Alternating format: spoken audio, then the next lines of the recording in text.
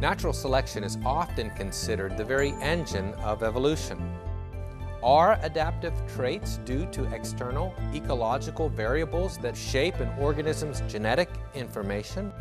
Or are an organism's abilities to adapt due to non-natural internal capacities programmed into them by God? Discover how to properly identify the true cause of an organism's dramatic capacity to self-adjust to different environments, revealing a powerful display of God's creative design.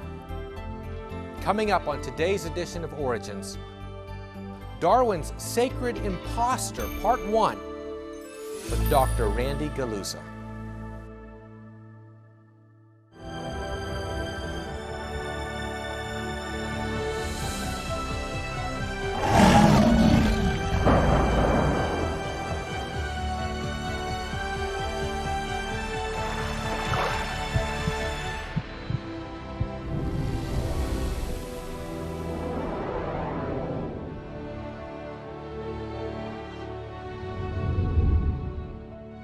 Hello and welcome to Origins. I'm Ray Heiple and it's an honor to be your host today. During this program, we showcase interesting guests who present evidence from science along with other important facts validating the truth of creation and the accuracy of the Bible.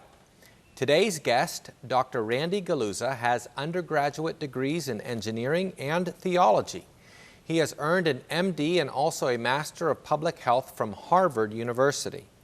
Dr. Guliuzza is a registered professional engineer.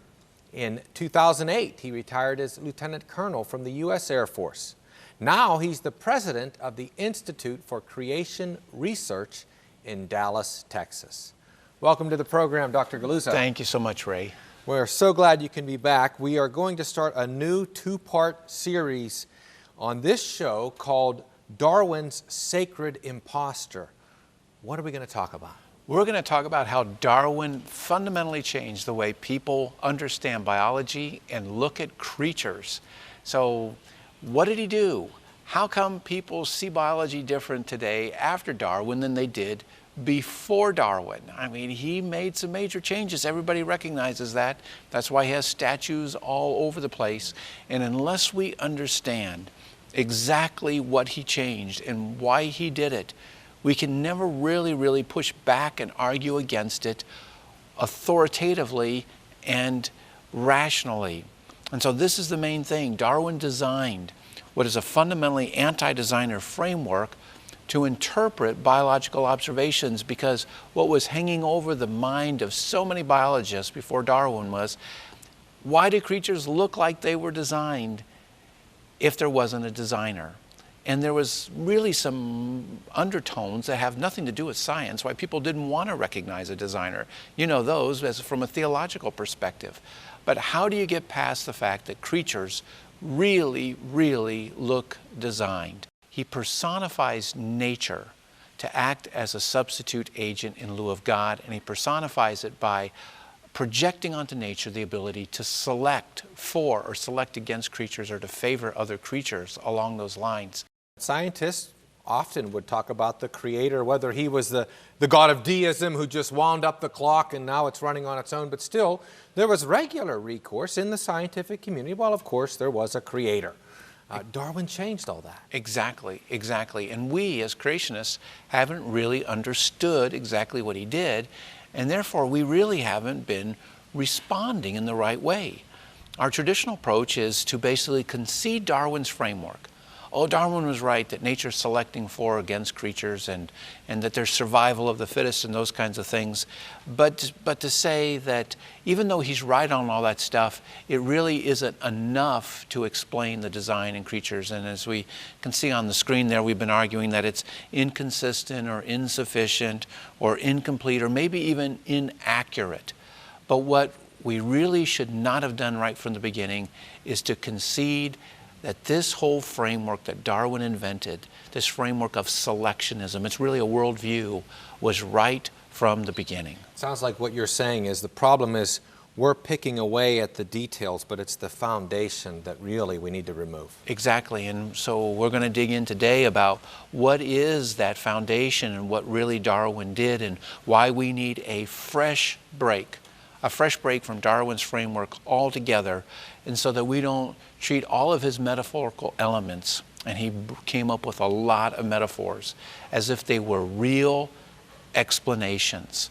And that's what we're going to break away from. Is we've already talked about this in other programs, that there's a design-based framework, but on this one, I hate to say it, we have to dig in to a lot of what evolutionists say, so I have to do a lot of reading in this program of what they say themselves about natural selection. Well, I think our viewers should not be afraid to get ready to dig in and really get into the details. Let's read, let's learn what the issues are. Okay, yeah, exactly. We're going to put those on. And so what Darwin really did is he ended up inverting the cause of things. So when organisms have innate mechanisms that they're solving problems, and it looks like when the environment changed and they changed, he said, no, it's the environment that's changing them, whereas we really need to see that they've been changing themselves.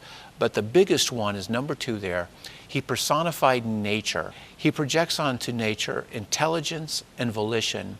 He's able to treat nature as if it is an actual agent, able to craft and change creatures. And so that's what we're going to look at. So this word nature that we hear all the time, the way Darwin really begins to use it is as if nature is an intelligent person who has these abilities. Exactly. And we need to really look and see where the cause of all of these changes are. And really, I have to again go up on the board and start talking about some of those things. Well, let's go ahead. So we're backing up again a little bit, Ray. We're talking about Francis Ayala, and he published this paper in the Proceedings of the National Academy of Sciences. And it was called Darwin's Greatest Discovery, Design Without a Designer. That's what Darwin was trying to come up with. And so this is exactly what he says in this paper. With Darwin's discovery of natural selection, now he really didn't discover it, he really invented this concept. The origin and adaptations of organisms were brought into the realm of science. The adaptive features of organisms could now be explained like the phenomenon of the inanimate world as a result of natural processes without recourse to an intelligent designer. Darwin's theory of natural selection accounts for, and here it is, the design of organisms. Notice he's not talking about the diversity of organisms. It's the design of organisms that he was trying to explain, and for their wondrous diversity as the result of natural processes, the gradual accumulation of spontaneously arisen variations, which are mutations, sorted out by natural selection. So right there, you can immediately see some personification of nature. Nature is doing what? Sorting out. It's doing this kind of action. And as a result of that, he concludes that this was Darwin's fundamental discovery, that there is a process that is creative, although not conscious. Now, does that even make sense? Have you ever seen a creative process that was unconscious or wasn't conscious? Yeah, they're again using the borrowed capital of a system that they're rejecting, and yet they have to use that terminology. Jerry Coyne, professor, now retired, at the University of Chicago, in his book on Evolution is True, he summarizes the impact of what selection did. And he points out that really Romans 1 is true because he begins by saying, everywhere we look in nature, we see animals that seem beautifully designed to fit their environment, whether that environment be the physical circumstances of life, like temperature and humidity, or other organisms and competitors, predators and prey, that every species must deal with. It is no surprise that early naturalists believed that animals were the products of celestial design created by God to do their jobs. He's saying Romans 1, he sees it very clearly. But then he adds this.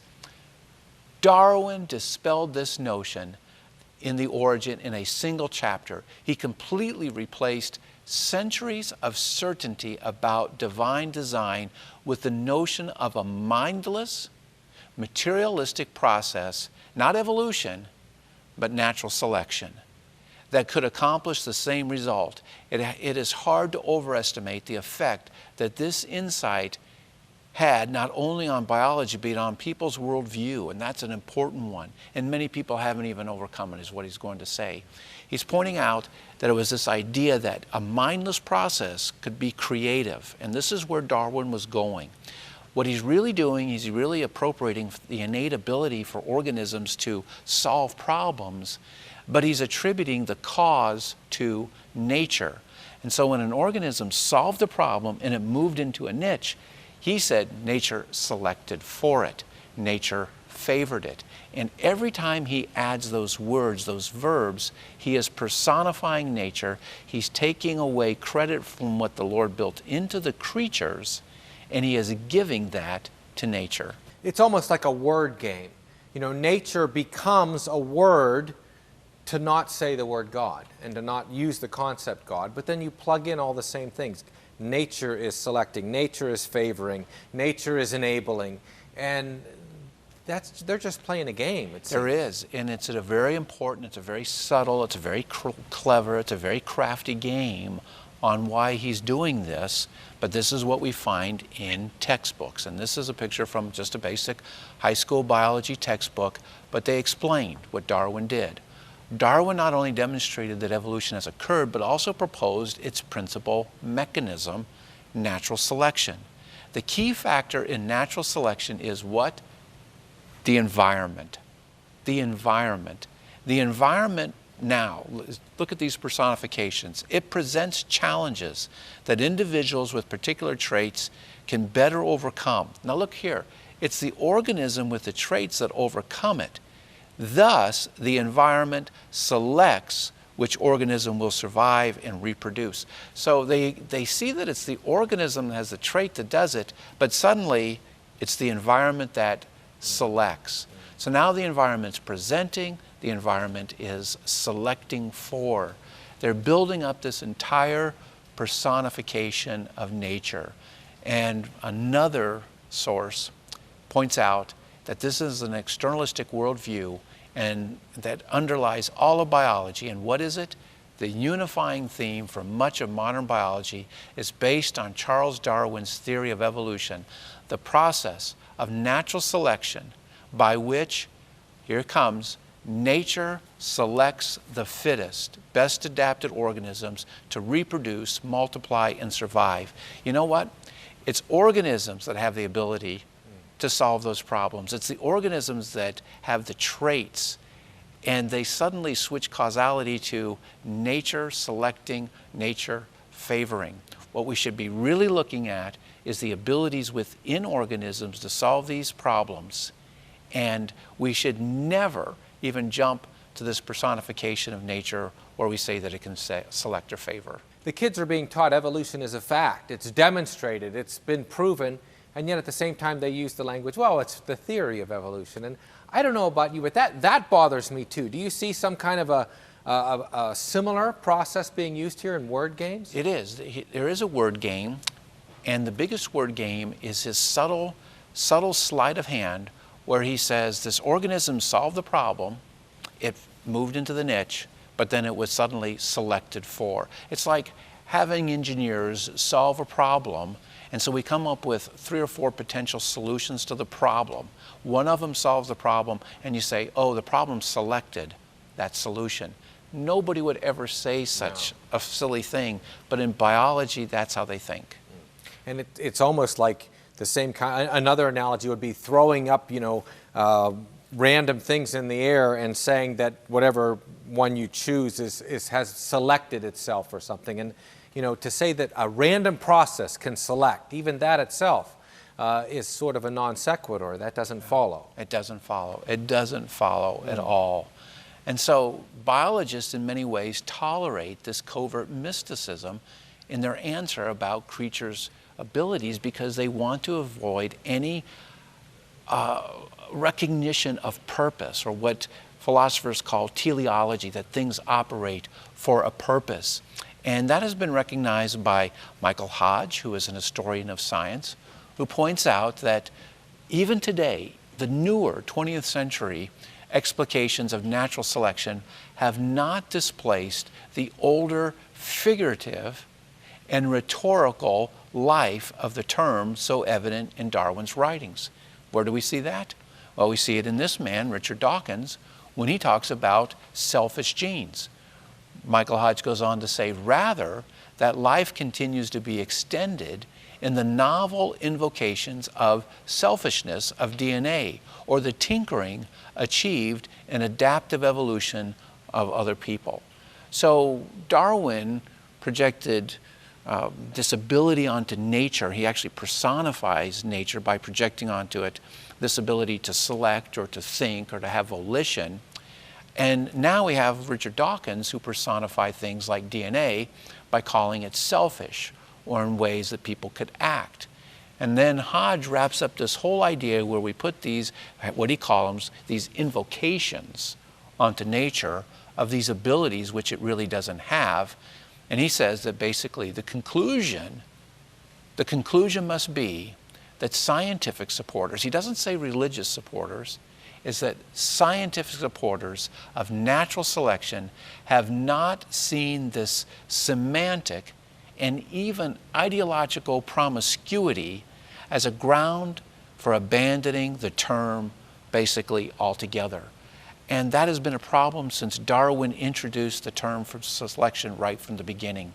Immediately, real scientists said, nature doesn't have any ability to select. You're just personifying nature. The head of the French Academies of Sciences said it was silly, and called it silly right from the very beginning to do this. And it is no less silly for Darwin to say nature can select or favor, or for Richard Dawkins to say that DNA is selfish, or for somebody else to say nature is a tinkerer, all these things.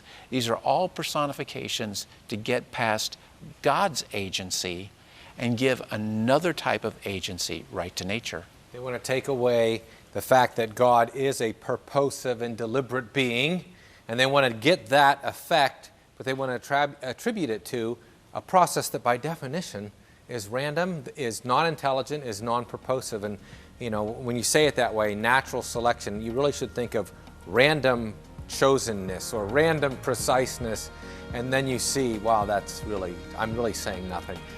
Dr. Guliuzza, we have to stop right there. We need to take a break. We'll be back right after these messages. Stay with us.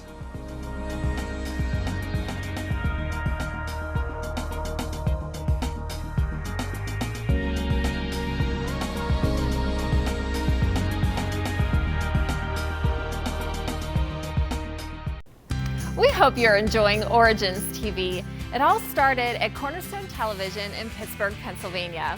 We've been producing new episodes for over 37 years now. We praise God for the success of the program and are excited to introduce you to Origins and to us.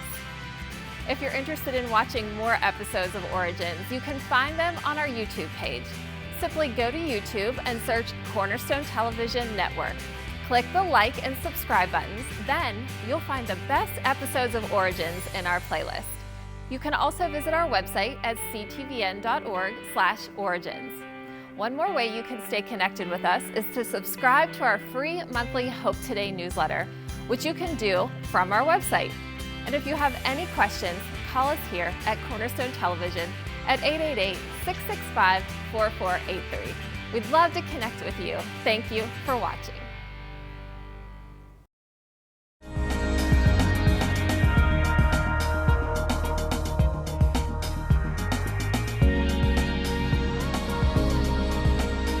Welcome back to Origins. We're talking to Dr. Randy Guliuzza, who's been sharing about Darwin's Sacred Imposter, Part 1. Randy, we looked at the break, just before we went to the break, that the scientific supporters of natural selection are using something that is semantically promiscuous. Yeah. And the question comes then, well, why do they still use this term if it's misleading or even unfaithful? Yes, as he ends, why haven't they abandoned this term? Because they can't. It's because it is so promiscuous that you can attribute this ability to select to nature, and it is all based on a misleading metaphor that Darwin used, a misleading analogy where he looked at human breeders and they could select for cattle or they could select for roses, and over time they could get big varieties of those creatures or those things. And he said, well, maybe nature can do the exact same thing. Maybe nature can select for this kind of creature or another, and we can get big varieties. And if you do it over a really, really, really long period of time, you can get the diversity of life on Earth. The problem is that metaphor is completely misleading, because breeders have a real brain. Breeders have real volition and breeders have real intelligence, but nature doesn't. And that's why history shows that few biologists can escape the seductive power of Darwin's misleading metaphor of comparing nature to a real human breeder. In fact, Richard Lewontin, who was, before he passed away, a professor at Harvard University, said, nothing creates more misunderstanding of the results of scientific research than scientists' use of metaphors. It's not only the general public that they confuse, but their own understanding of nature that is led astray. Unfortunately, even modern evolutionary biologists, as well as theorists, are not always conscious of the dangers of that metaphor. The metaphor that he's talking about there is comparing nature to a real human breeder. And they do get misled. If you could read the scientific papers like I do, you would see that they use selection as a causal agent over and over again, attributing to it the abilities to act like God. It sounds like it's precisely the disingenuous or even misleading nature of the term. It is. That's why they keep it. I mean, that's the answer to the question. It's not, well, why are they using this misleading term? Yes, because it's misleading, therefore they're using it, because really they're not accurately representing reality. So at some point there's got to be a bait and switch, there's got to be a deception, there's got to be a falsehood, and this falsehood works so well. That's right. Because it's so unseen. We have a term that we use sometimes in theology, self-deceptive, where somebody can be self-deceived, and that's what it sounds like we're talking about. That's what it sounds like this evolutionist is saying, that many of his colleagues even, this isn't a creationist, this isn't you or I saying this, right? This is an evolutionist saying, hey, this terminology is unseen, and guys are using this improperly. That's right. And they have deceived themselves. They've gone on. And you know, what you just said is actually summarized in the next gentleman we're going to look to, John O'Rees, another evolutionist. And as we've mentioned, we are not really quoting creationists here. We're quoting evolutionists. And he's an honest evolutionist who talks about how they have, as you just said, deceived themselves, but they don't want to abandon the term precisely because it is deceiving.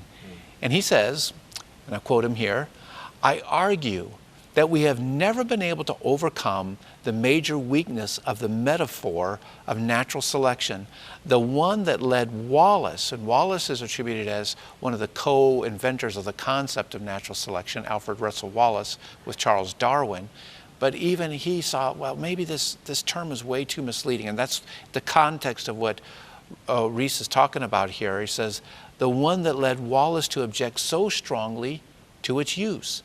The weakness is the implication that there is in nature, here's the key word, an agent with actions analogous to those of the breeder, that we can see something like that, a theological goal-oriented agent that intentionally and with foresight selects variations directed towards the improvement of the organism. The teleology, or that is the purpose that we would see there, implicit in the metaphor of natural selection, subtly permeates many of the most basic concepts of evolutionary biology. Now, there's a lot to unpack of what he is saying here, but he's pointing out that people have seen this for a long time. It has misled them for a long time. It ascribes agency, and it has overcome God's teleology. Well, it sounds like, I mean, Wallace, a contemporary then of Darwin, right? Yes. So from the very beginning, there's never been a time, in a sense, when this terminology didn't have credits within that school of people who were embracing the theory, and they were seeing the misleading. So all along, some have seen it. Others are using it. It seems like the majority are being misled by it. But, you know, the first half of this quote, I mean, doesn't that sound a lot like God? Yes. Theological, teleological, agent, purposive agent, intention, foresight, selecting, predestining. I mean, we can bring in a lot of scriptural terms here, and suddenly we have God. We do.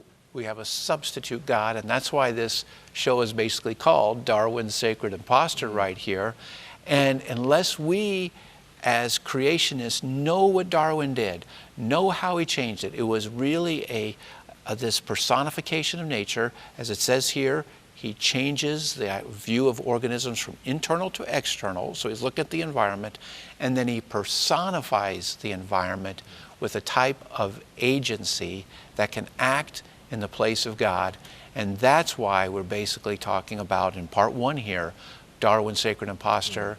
In part two, we'll show how evolutionists actually point out the idolatry of this position. The sacred imposter, a terminology that gets rid of the Holy One, God, and yet still maintains his effects. Exactly. Well, Dr. Guliuzza, I really appreciate you being on the show. I hope you'll be able to join us soon to finish up, to do part two. Yes, I'm looking forward to it. Me too.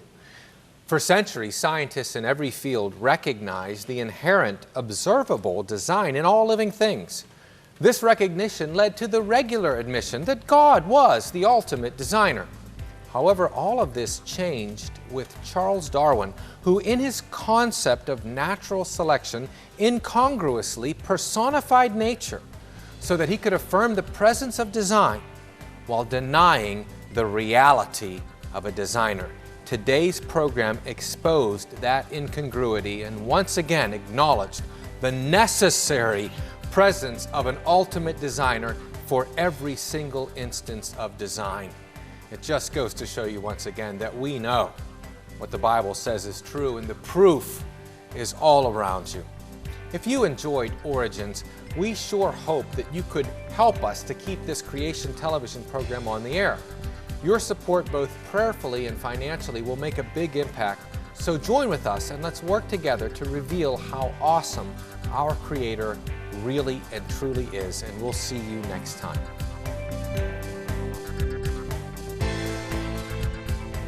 Thank you for watching this edition of Origins. For a DVD of this series, you can order online or send a $12 donation to cover shipping and handling and write to Origins Program number 2310, Cornerstone Network, Wall, Pennsylvania, 15148.